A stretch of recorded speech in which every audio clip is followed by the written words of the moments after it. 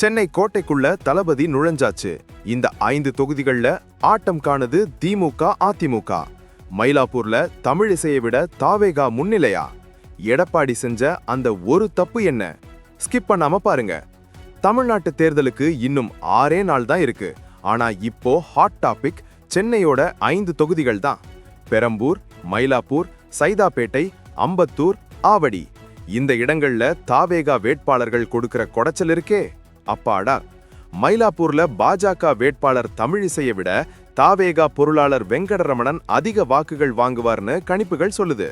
அதே போல சைதாப்பேட்டையில அமைச்சர் மா சுப்பிரமணியத்துக்கே செக் வைக்குது தாவேகா.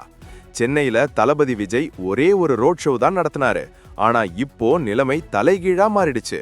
முக்கியமான விஷயம், எடப்பாடி பழனிசாமி தொகுதியில தாவேகா வேட்புமனு ஏன் நிராகரிக்கப்பட்டுச்சு தெரியுமா?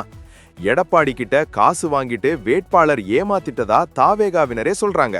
ஆனா மத்த தொகுதிகள்ல அதிமுகவோட பாரம்பரிய ஓட்டுகள் இப்போ தாவேகா பக்கம் டைவர்ட் ஆகுது. இதுதான் திமுகவுக்கு பெரிய தலைவலி.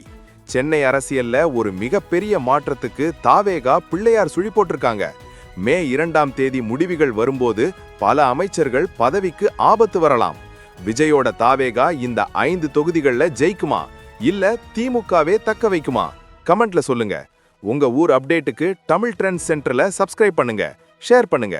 அதான் சொன்னேன், சென்னை கோட்டைக்குள்ள தளபதி வந்தாச்சு.